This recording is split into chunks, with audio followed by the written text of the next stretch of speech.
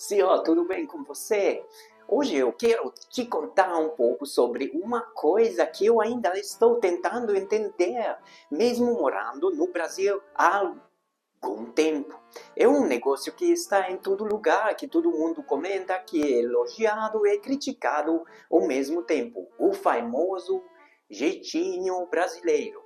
Como eu sou europeu, vindo da Hungria, depois de morar muitos anos na Alemanha e passando pela Romênia, países com culturas bem diferentes da brasileira, eu confesso, no começo, o jeitinho me confundiu, depois me irritou, depois me fascinou.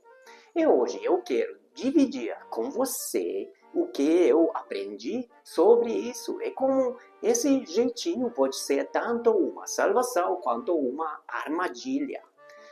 Vamos nessa? Primeiro, deixa eu te explicar como é o jeitinho visto por quem vem da Europa Central.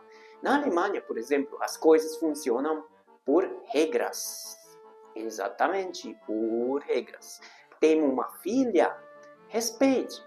Tem um horário? Cumpra. Tem um formulário? Preencha. Não existe muita margem para adaptação.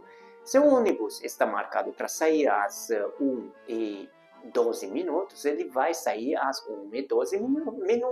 Não é 1h10 ou não é 1h15. É precisão, ordem, disciplina. E na Hungria, embora não seja tão rigoroso quanto a Alemanha, também existe um senso forte de estrutura. Lá, se você quer algo, você vai pelo caminho oficial. Você espera, você cumpre etapas, você não tenta contornar o sistema, porque normalmente o sistema funciona, não? Quando eu cheguei ao Brasil, eu percebi uma coisa curiosa. Aqui, quando o sistema não funciona, o brasileiro não desiste. Ele inventa, ele improvisa, ele dá um jeitinho, não? E foi aí que eu comecei a prestar atenção nesse fenômeno cultural. Mas o que é o jeitinho brasileiro de verdade? Ele não é só fazer algo fora da regra. Na verdade, ele é uma resposta emocional e criativa a um obstáculo. Por exemplo, vou chegar num lugar, a fila está enorme. Na Europa você espera. Aqui no Brasil você chama um amigo que está lá na frente, dá um oi, e pronto, já está na frente também. Ou então você precisa de um documento urgente e o sistema online caiu. Você liga para alguém que conhece alguém e resolve. Na primeira vez que eu vi isso, minha reação foi: como assim? Isso é injusto. Mas com o tempo eu entendi. O brasileiro não quer furar fila por malandragem. Na maioria das vezes ele faz isso porque não acredita que a fila vá andar. E muitas vezes ele tem razão.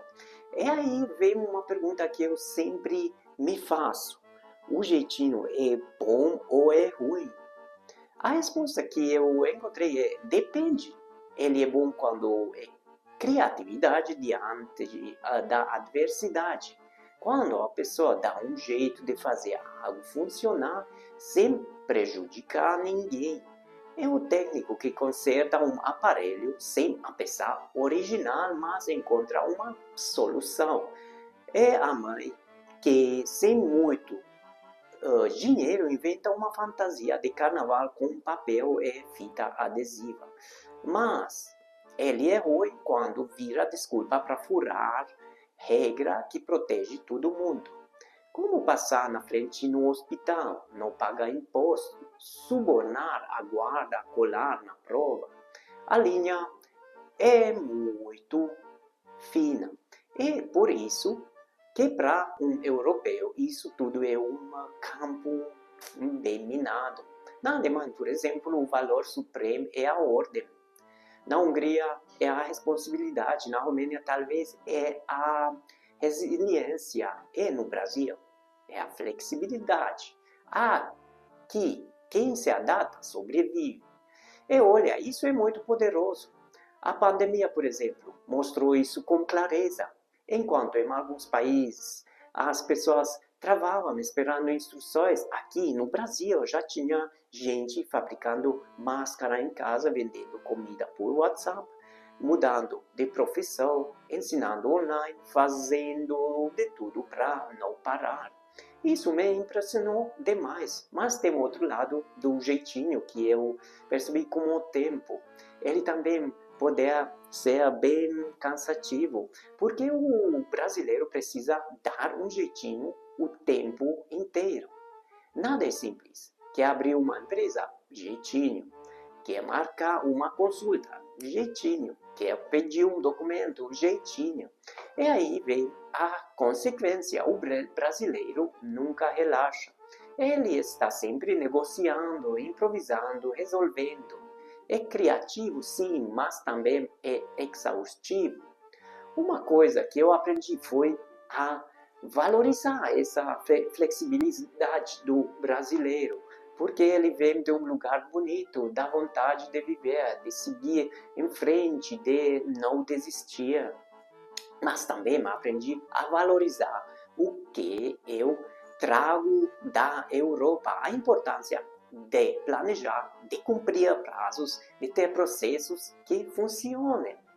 E talvez o futuro seja isso, um equilíbrio entre o jeitinho e o planejamento, entre a criatividade e a disciplina, entre o calor brasileiro e a frieza alemã. Você sabe o que mais me chamou a atenção? É que quando o brasileiro viaja para fora, ele se adapta rapidinho às regras. Ele respeita a fila, chega no horário, siga direitinho. Ou seja, o brasileiro sabe como fazer. Só não acredita que no Brasil as coisas funcionem sem jeitinho. Isso me faz pensar, e se o sistema começasse a funcionar melhor, será que o jeitinho ia virar só uma memória cultural? No fim das contas, ser europeu me deu estrutura, ser brasileiro me deu leveza. E viver entre esses dois mundos me ensinou a ser criativo com responsabilidade. E você, o que pensa sobre o jeitinho brasileiro? Me conta aqui nos comentários se você já deu um jeitinho que resolveu sua vida ou se já se irritou com algum. Vamos conversar. E se você curtiu esse vídeo, compartilha com alguém que mora fora do Brasil ou com aquele amigo que é o rei do improviso. Quem sabe a gente descobre que o jeitinho brasileiro tem muito a ensinar e também muito a evoluir. A gente se vê no próximo vídeo. Até mais. Vislat. Tschüss. See you.